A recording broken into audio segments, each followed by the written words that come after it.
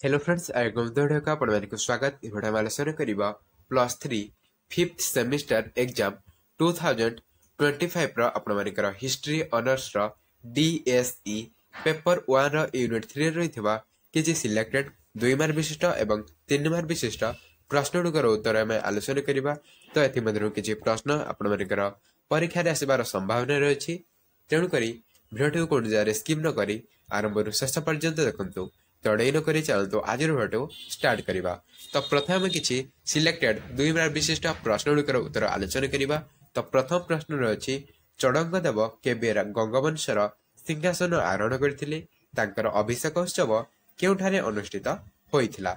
तो उत्तर होछि अनंत वर्मन चड़ंगदेव 1078 ख्रीष्टाब्द रे सिंहासन आरोहण करथिले।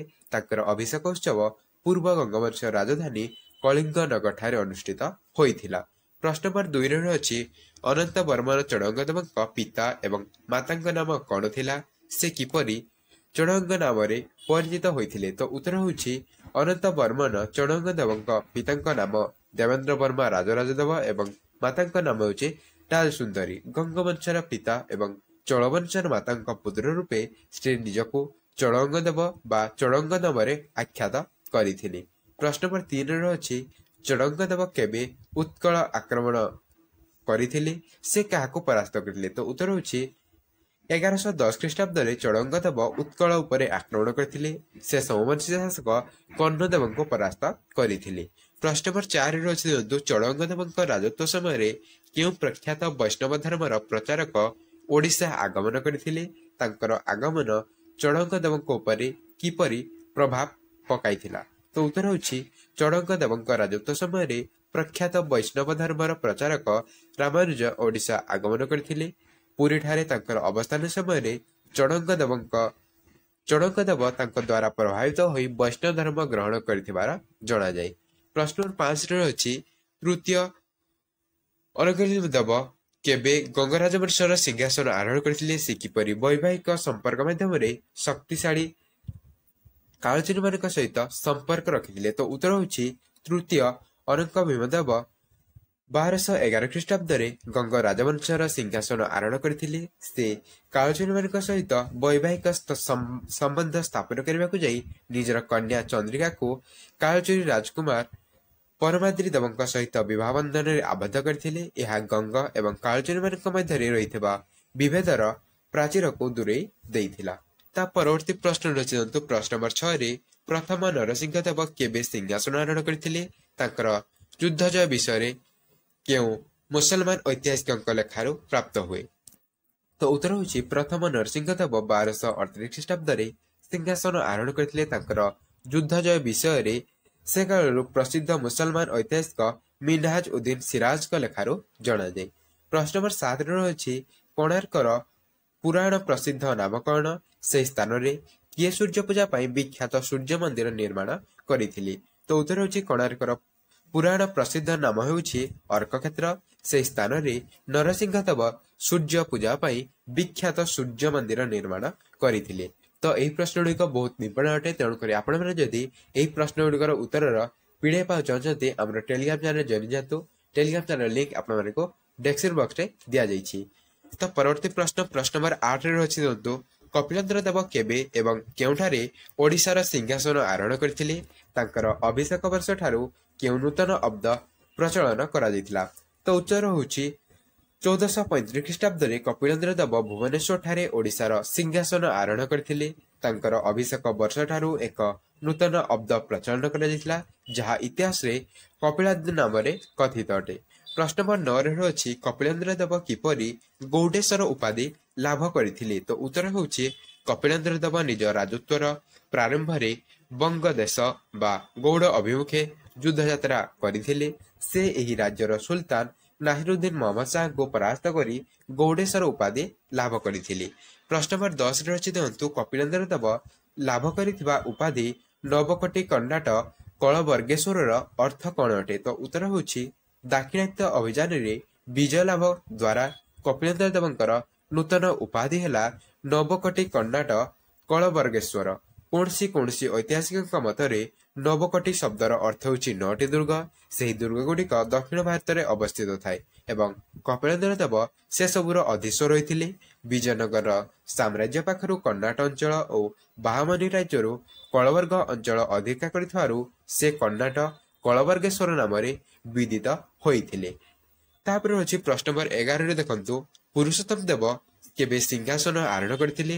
ସେ ପରାସ୍ତ କରିଥିବା କାଞ୍ଚି ରାଜାଙ୍କର ନାମ କଣ ଥିଲା? ତ ଉତ୍ତର ହେଉଛି 1466 ଖ୍ରୀଷ୍ଟାବ୍ଦରେ ପୁରୁଷୋତ୍ତମ ଦେବ ସିଂହାସନ ଆରୋହଣ କରିଥିଲେ। ସେ ପରାସ୍ତ କରିଥିବା କାଞ୍ଚି ରାଜାଙ୍କର ନାମ ଥିଲା ସାଲ୍ୱ ନରସିଂହ। ପ୍ରଶ୍ନ ନମ୍ବର 12ରେ ଅଛି ଦେଖନ୍ତୁ, ପ୍ରତାପରୁଦ୍ର ଦେବ କେବେ ଓଡ଼ିଶାର ସିଂହାସନ ଆରୋହଣ କରିଥିଲେ? ବିଜୟନଗର କେଉଁ ସମ୍ରାଟ ତାଙ୍କୁ ପରାସ୍ତ କରିଥିଲେ? ତ ଉତ୍ତର ହେଉଛି 1497 ଖ୍ରୀଷ୍ଟାବ୍ଦରେ ପ୍ରତାପରୁଦ୍ର ଦେବ ଓଡ଼ିଶାର ସିଂହାସନ ଆରୋହଣ କରିଥିଲେ। ବିଜୟନଗର ସମ୍ରାଟ କୃଷ୍ଣଦେବରାୟ ତାଙ୍କୁ ପରାସ୍ତ କରିଥିଲେ। ତାପରେ ପ୍ରଶ୍ନ ନମ୍ବର 13ରେ ଅଛି ଦେଖନ୍ତୁ, ସୂର୍ଯ୍ୟବଂଶର ପତନ ପାଇଁ କିଏ ଦାୟୀ ଥିଲେ? ତାଙ୍କ ଦ୍ୱାରା ପ୍ରତିଷ୍ଠିତ ବଂଶର ନାମ କଣ ଥିଲା? ତ ଉତ୍ତର ହେଉଛି ସୂର୍ଯ୍ୟବଂଶର ବିଲୟ ପାଇଁ ମନ୍ତ୍ରୀ ଗୋବିନ୍ଦ ବିଦ୍ୟାଧର ଦାୟୀ ଥିଲେ। ତାଙ୍କ ଦ୍ୱାରା ପ୍ରତିଷ୍ଠିତ ବଂଶ ଭୋଲବଂଶ ନାମରେ ପରିଚିତ ଅଟେ। ତାପରେ ଅଛି ପ୍ରଶ୍ନ ନମ୍ବର 14ରେ ଗୋବିନ୍ଦ ବିଦ୍ୟାଧର କେବେ ସିଂହାସନ ଆରୋହଣ କରିଥିଲେ? ତାଙ୍କର ରାଜତ୍ୱ କାଳରେ ଗୋଲକୁଣ୍ଡାର କେଉଁ ସୁଲତାନ ରାଜମହେନ୍ଦ୍ରୀ ଆକ୍ରମଣ କରିଥିଲେ? ତ ଉତ୍ତର ହେଉଛି ଗୋବିନ୍ଦ ବିଦ୍ୟାଧର 1533 ଖ୍ରୀଷ୍ଟାବ୍ଦରେ ସିଂହାସନ ଆରୋହଣ କରିଥିଲେ। ତାଙ୍କ ରାଜତ୍ୱ କାଳରେ ଗୋଲକୁଣ୍ଡାର ସୁଲତାନ କୁଲକୁତବ ଶାହ ରାଜମହେନ୍ଦ୍ରୀ ଆକ୍ରମଣ କରିଥିଲେ। ପ୍ରଶ୍ନ ନମ୍ବର 15ରେ ଅଛି ମୁକୁନ୍ଦ ଦେବ କେବେ ଏବଂ କାହା ଦ୍ୱାରା ନିହତ ହେଲେ? ତ ଉତ୍ତର ହେଉଛି ମୁକୁନ୍ଦ ଦେବ 1568 ଖ୍ରୀଷ୍ଟାବ୍ଦରେ ରାମଚନ୍ଦ୍ର ଦେବଙ୍କ ଦ୍ୱାରା ଗୋହିରାଟି କିରିଠାରେ ନିହତ ହୋଇଥିଲେ। ତାପରେ ମଧ୍ୟ ଆଉ କିଛି ସିଲେକ୍ଟେଡ୍ 2 ମାର୍କ ବିଶିଷ୍ଟ ପ୍ରଶ୍ନ ଅଛି। ଯଦି ଆପଣମାନେ ଏହାର ପଢ଼ିବାକୁ ଚାହୁଁଛନ୍ତି ଆମର ଟେଲିଗ୍ରାମ ଚ୍ୟାନେଲରେ ଜଏନ୍ ହେଇଯାନ୍ତୁ। ତ ଏବେ ଆମେ କିଛି ସିଲେକ୍ଟେଡ୍ 3 ମାର୍କ ବିଶିଷ୍ଟ ପ୍ରଶ୍ନଗୁଡ଼ିକର ଉତ୍ତର ଆଲୋଚନା କରିବା। ତ ପ୍ରଥମ ପ୍ରଶ୍ନ ରହିଛି ଚଢଙ୍ଗ ଦେବଙ୍କ ଉତ୍କଳ ଅଧିକାର ସମ୍ପର୍କରେ ଲେଖ। ତ ଉତ୍ତର ହେଉଛି କଣ ନା, ଚଢଙ୍ଗ ଦେବଙ୍କ ରାଜତ୍ୱର ପ୍ରାରମ୍ଭରେ ଉତ୍କଳ ଥିଲା ଏକ ବିଶାଳ ରାଜ୍ୟ। ଏହାର ସୀମା ଉତ୍ତରରେ ସୁବର୍ଣ୍ଣରେଖା ନଦୀ ଠାରୁ ଦକ୍ଷିଣରେ ଋଷିକୁଲ୍ୟା ନଦୀ ପର୍ଯ୍ୟନ୍ତ ବିସ୍ତାର ଲାଭ କରିଥିଲା। ସେତେବେଳେ ଉତ୍କଳରେ ସୋମବଂଶୀ ରାଜା ରାଜତ୍ୱ କରିଥାନ୍ତି ଏବଂ ଏହାର ରାଜା ଥାନ୍ତି କର୍ଣ୍ଣଦେବ। ସେ ଥିଲେ ଜଣେ ଅଯୋଗ୍ୟ ଏବଂ ଦୁର୍ବଳଚେତା ରାଜା। ଏହାର ସୁଯୋଗ ନେଇ ଚଢଙ୍ଗ ଦେବ 1110 ଖ୍ରୀଷ୍ଟାବ୍ଦରେ ଉତ୍କଳ ଆକ୍ରମଣ କରିଥିଲେ। ମାଦଳ ପାଞ୍ଜିରୁ ଜଣାଯାଏ ଯେ କର୍ଣ୍ଣଦେବଙ୍କର ମୁଖ୍ୟ ସେନାପତି ବାସୁଦେବ ଉତ୍କଳ ଆକ୍ରମଣ କରିବା ପାଇଁ ଚଢଙ୍ଗ ଦେବଙ୍କୁ ନିମନ୍ତ୍ରଣ ଜଣାଇଥିଲେ। ସେ ଯାହା ହେଉ କର୍ଣ୍ଣଦେବ ନିଜର ଅସହାୟତା ପ୍ରକାଶ କରି ଗୌଡ଼ର ତତ୍କାଳୀନ ରାଜା ରାମପାଳଙ୍କର ସାହାଯ୍ୟ ଭିକ୍ଷା କରିଥିଲେ। ରାମପାଳ ମଧ୍ୟ ନିଜର ସେନାପତି ଜୟସିଂହଙ୍କୁ କର୍ଣ୍ଣଦେବଙ୍କୁ ସାହାଯ୍ୟ କରିବା ପାଇଁ ପ୍ରେରଣ କରିଥିଲେ। ମାତ୍ର ତାଙ୍କର ସାହାଯ୍ୟ ସତ୍ତ୍ୱେ କର୍ଣ୍ଣଦେବ ପରାଜୟ ବରଣ କରିଥିଲେ। ଏହିପରି ଭାବରେ ଉତ୍କଳ ଜୟ କରି ଚଢଙ୍ଗ ଦେବ ନିଜର ସାମ୍ରାଜ୍ୟକୁ ଉତ୍ତରରେ ସୁବର୍ଣ୍ଣରେଖା ନଦୀ ପର୍ଯ୍ୟନ୍ତ ବିସ୍ତାର ଲାଭ କରିପାରିଥିଲେ। ପ୍ରଶ୍ନ ନମ୍ବର 2ରେ ଅଛି ଚଢଙ୍ଗ ଦେବଙ୍କ ଧର୍ମ ସମ୍ପର୍କରେ ଲେଖ। ତ ଉତ୍ତର ହେଉଛି ପ୍ରଥମେ ପୂର୍ବପୁରୁଷ ଗଙ୍ଗବଂଶର ରାଜାଙ୍କ ପରି ଚଢଙ୍ଗ ଦେବ ଶୈବ ଉପାସକ ଥିଲେ। ତାହା ତାଙ୍କର ପରମ ମାହେଶ୍ୱର ଉପାଧିରୁ ସୂଚିତ ହୁଏ। ସେ ଶୈବ ଉପାସକ ଥିବାର ଅନ୍ୟାନ୍ୟ ପ୍ରମାଣ ମଧ୍ୟ ରହିଅଛି। ସେ ନିଜର 7 ଜଣ ରାଣୀଙ୍କ ସହ 1128 ଖ୍ରୀଷ୍ଟାବ୍ଦରେ ଗୋଦାବରୀ ନଦୀ କୂଳରେ ଅବସ୍ଥିତ ଦ୍ରାକ୍ଷାରାମ ମନ୍ଦିର ମଧ୍ୟରେ ସ୍ଥାପିତ ଭୀମେଶ୍ୱର ମହାଦେବଙ୍କୁ ଦର୍ଶନ କରିଥିଲେ। ସେ ମଧ୍ୟ ଲିଙ୍ଗରାଜଙ୍କର ପ୍ରସିଦ୍ଧ ଶୈବ ମନ୍ଦିରରେ ଅହୋରାତ୍ର ଜଳିବା ପାଇଁ ଏକ ଆଲୋକ ବର୍ତ୍ତିକା ଦାନ କରିଥିବା ବିଷୟ ଲିଙ୍ଗରାଜ ମନ୍ଦିର ଅନୁଶାସନରୁ ଜଣାଯାଇଥାଏ। ମାତ୍ର ଚଢଙ୍ଗ ଦେବ ପରେ ବୈଷ୍ଣବ ଧର୍ମରେ ଦୀକ୍ଷିତ ହୋଇ ପରମ ବୈଷ୍ଣବ ଉପାଧି ଧାରଣ କରିଥିଲେ। ଏହା ମୂଳରେ ଥିଲା ଦକ୍ଷିଣ ଭାରତର ପ୍ରଖ୍ୟାତ ବୈଷ୍ଣବ ଧର୍ମର ପ୍ରଚାରକ ରାମାନୁଜଙ୍କ ପ୍ରଭାବ। ପୁରୀରେ ତାଙ୍କର ଅବସ୍ଥାନ ସମୟରେ ଚଢଙ୍ଗ ଦେବ ତାଙ୍କ ଦ୍ୱାରା ପ୍ରଭାବିତ ହୋଇ ବୈଷ୍ଣବ ଧର୍ମ ଗ୍ରହଣ କରିଥିବାର ଜଣାଯାଏ। ରାମାନୁଜ ଧର୍ମମତ ପ୍ରଚାର ପାଇଁ ପୁରୀଠାରେ ଏମାର ମଠ ନାମରେ ଏକ ମଠ ସ୍ଥାପିତ ହୋଇଥିଲା। ସେ ମଧ୍ୟ ଜଗନ୍ନାଥଙ୍କୁ ବୈଷ୍ଣବ ଧର୍ମର ପ୍ରତୀକ ବୋଲି ଗ୍ରହଣ କରି ଜଗନ୍ନାଥ ଧର୍ମର ପ୍ରଭାବ ବିସ୍ତାର କରିବା ପାଇଁ ଉଦ୍ୟମ କରିଥିଲେ। ପ୍ରଶ୍ନ ନମ୍ବର 3ରେ ଅଛି ଦେଖନ୍ତୁ, ପ୍ରଥମ ନରସିଂହ ଦେବଙ୍କ ରାଜ୍ୟଜୟ ସମ୍ପର୍କରେ ଲେଖ। ତ ଉତ୍ତର ହେଉଛି ଜଣେ ଯୋଦ୍ଧା ହିସାବରେ ପ୍ରଥମ ନରସିଂହ ଦେବ ଓଡ଼ିଶାରେ ଗଙ୍ଗ ରାଜତ୍ୱରେ ଅସାଧାରଣ ପ୍ରତିଭା ଦେଖାଇ ଯାଇଛନ୍ତି। ତାଙ୍କ ରାଜତ୍ୱ 1238 ଖ୍ରୀଷ୍ଟାବ୍ଦରୁ 1264 ଖ୍ରୀଷ୍ଟାବ୍ଦ ବେଳକୁ ବଙ୍ଗର ମୁସଲମାନ ଶାସକମାନେ ସ୍ୱାଧୀନ ଓଡ଼ିଶା ଉପରେ ସବୁବେଳେ ଲୋଲୁପ ଦୃଷ୍ଟି ରଖିଥିଲେ। କିନ୍ତୁ ନରସିଂହ ଦେବ ସେମାନଙ୍କୁ ପରାସ୍ତ କରି ଓ ବଙ୍ଗ ରାଜ୍ୟର ଅନେକ ଅଂଶ ଅଧିକାର କରି ଓଡ଼ିଶା ସାମ୍ରାଜ୍ୟର ଗୌରବକୁ ରକ୍ଷା କଲେ। ନରସିଂହଙ୍କ ଯୁଦ୍ଧ ଜୟ ବିଷୟ ସେ କାଳର ପ୍ରସିଦ୍ଧ ମୁସଲମାନ ଐତିହାସିକ ମିନହାଜ ଉଦ୍ଦିନ ସିରାଜଙ୍କ ଲେଖାରୁ ଜଣାଯାଏ। 1243 ଖ୍ରୀଷ୍ଟାବ୍ଦରେ କଟାସିନ ନାମକ ସ୍ଥାନରେ ସେ ବଙ୍ଗର ମୁସଲମାନ ସେନାଙ୍କୁ ପରାସ୍ତ କରି ଲକ୍ଷ୍ନୌର ଓ ଲକ୍ଷ୍ନୌତେ ଆକ୍ରମଣ କରିଥିଲେ। ବିଭିନ୍ନ ତାମ୍ର ଶାସକମାନଙ୍କରେ ତାଙ୍କ ରାଜ ଏବଂ ବରେନ୍ଦ୍ର ବିଜୟ ବିଷୟ ସୁନ୍ଦର ଭାବରେ ବର୍ଣ୍ଣିତ ହୋଇଛି। ନରସିଂହ ଦେବ ଦକ୍ଷିଣରେ କାକତୀୟ ବଂଶର ରାଜା ଗଣପତିଙ୍କୁ ପରାସ୍ତ କରିଥିଲେ ବୋଲି ଶିଳାଲିପିରୁ ଜଣାଯାଏ। ଚାରିଆଡେ ସାମ୍ରାଜ୍ୟର ସୀମା ସୁଦୃଢ ରଖି ସେ ନିଜ ଶକ୍ତିର ପରିଚୟ ଦେଇଥିଲେ। ପ୍ରଶ୍ନ ନମ୍ବର 4 ଅଛି ଦିଅନ୍ତୁ ସୂର୍ଯ୍ୟବଂଶୀ ଗଜପତି ମାନଙ୍କର ଅଭ୍ୟୁଦୟ। ତ ଉତ୍ତର ହେଉଛି ଉତ୍ତର ଏବଂ ଦକ୍ଷିଣ ପଶ୍ଚିମରେ ମୁସଲମାନ ଶାସକମାନଙ୍କ ଦ୍ୱାରା ଆକ୍ରମିତ ହୋଇ ମଧ୍ୟଯୁଗୀୟ ଓଡ଼ିଶା ରାଜ୍ୟ ଦୁର୍ବଳ ହୋଇପଡ଼ିଥିଲା। ସେତେବେଳେ ଆବଶ୍ୟକତା ଥିଲା ଜଣେ ପରାକ୍ରମଶାଳୀ ବୀରର, ଯିଏ ଅରାଜକତାର ଅବସାନ ଘଟାଇ ଏକ ବଳିଷ୍ଠ ଶାସନ ପ୍ରଚଳନ କରିବା ସହିତ ଓଡ଼ିଶାକୁ ପଡ଼ୋଶୀ ରାଜ୍ୟର ଆକ୍ରମଣକୁ ରକ୍ଷା କରିବା ପାଇଁ ସକ୍ଷମ ହେବେ। ଏହି ପୃଷ୍ଠଭୂମିରେ ଆବିର୍ଭାବ ଘଟିଥିଲା ଗଜପତି କପିଳେନ୍ଦ୍ର ଦେବଙ୍କର, ଯିଏ ଗଙ୍ଗବଂଶର ଅବସାନ ଘଟାଇ ଓଡ଼ିଶାରେ ସୂର୍ଯ୍ୟବଂଶୀ ଗଜପତି ଶାସନର ଭିତ୍ତି ପ୍ରତିଷ୍ଠା କରିଥିଲେ। ସୂର୍ଯ୍ୟବଂଶୀ ଶାସକ ହିସାବରେ ତାଙ୍କର ରାଜକୀୟତା ଅପାର ହସ୍ତି ବିଭବରୁ ବାରି ହୋଇପଡ଼ିଥିବାରୁ ସେ ନିଜକୁ ଗଜପତି ଉପାଧିରେ ମଧ୍ୟ ଭୂଷିତ କରିଥିଲେ। ତାଙ୍କ ପରେ ଏହି ଉପାଧି ବଂଶାନୁକ୍ରମିକ ହୋଇଥିଲା।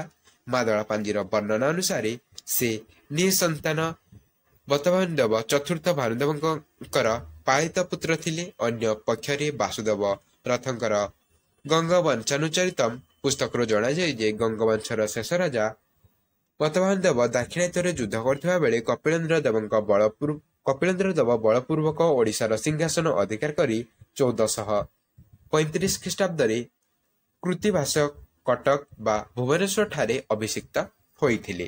ପ୍ରଶ୍ନ ନମ୍ବର 5 ଅଛି କପିଳେନ୍ଦ୍ର ଦେବଙ୍କର ଦକ୍ଷିଣ ଭାରତ ଅଭିଯାନ ସମ୍ପର୍କରେ ଲେଖ। ତ ଉତ୍ତର ହେଉଛି ଦକ୍ଷିଣରେ ନିଜର ସାମ୍ରାଜ୍ୟ ବିସ୍ତାର କରିବାର ଅଭିଳାଷ ପୋଷଣ କରି କପିଳେନ୍ଦ୍ର ନିଜର ପୁତ୍ର ହମ୍ବୀରଙ୍କ ନେତୃତ୍ୱରେ ଏକ ବିଶାଳ ସୈନ୍ୟବାହିନୀ ସେଠାକୁ ପଠାଇଥିଲେ। ରାଜମହେନ୍ଦ୍ରରେ ରାଜତ୍ୱ କରୁଥିବା ରେଡ୍ଡି ଶାସକମାନେ ପରାସ୍ତ ହୋଇଥିଲେ। ଏହାପରେ ତାଙ୍କ ସେନାବାହିନୀ କୃଷ୍ଣନଦୀ ଅତିକ୍ରମ କରି କୋଣ୍ଡାବିଡୁ ଦୁର୍ଗ ଅଧିକାର କରିଥିଲେ। ବାହମନି ରାଜ୍ୟ ସହିତ ଯୁଦ୍ଧରେ ମଧ୍ୟ କପିଳେନ୍ଦ୍ର ଦେବ ବିପୁଳ ବିଜୟ ହାସଲ କରିଥିଲେ। ସମ୍ଭବତଃ 1495 ଖ୍ରୀଷ୍ଟାବ୍ଦରେ ଓଡ଼ିଶାର ସୈନ୍ୟମାନେ ପ୍ରସିଦ୍ଧ ଦେୱରକୋଣ୍ଡା ଦୁର୍ଗ ନିକଟରେ ବାହାମନି ସେନାପତି ଖ୍ୱାଜା ଇ ଜାହାନଙ୍କୁ ପରାସ୍ତ କରିଥିଲେ। ବାହାମନି ରାଜ୍ୟର ସୁଲତାନ ହୁମାୟୁନ ଶାହଙ୍କ ମୃତ୍ୟୁ ସଙ୍ଗେ ସଙ୍ଗେ କପିଳେନ୍ଦ୍ର ଦେବ ବାହାମନି ସାମ୍ରାଜ୍ୟର ରାଜଧାନୀ ବିଦର ପର୍ଯ୍ୟନ୍ତ ସୈନ୍ୟ ଚାଳନା କରିଥିଲେ। ଗଜପତି ବିଦର ଉପକଣ୍ଠରୁ ଫେରି ଆସିଥିଲେ ମଧ୍ୟ ବାହାମନି ରାଜ୍ୟର ପୂର୍ବତନ ରାଜଧାନୀ ଗୁଲବର୍ଗା ବା କଳବର୍ଗ ଉପରେ ତାଙ୍କର ଅଧିକାର ସାବ୍ୟସ୍ତ ହୋଇଥିଲା। କପିଳେନ୍ଦ୍ର ଦେବଙ୍କ ଦିଗ୍ବିଜୟ ଫଳରେ ଦାକ୍ଷିଣାତ୍ୟର ଉଭୟ ବିଜୟନଗର ଏବଂ ବାହମନି ରାଜ୍ୟର ବିପୁଳ କ୍ଷତି ମଧ୍ୟ ଘଟିଥିଲା।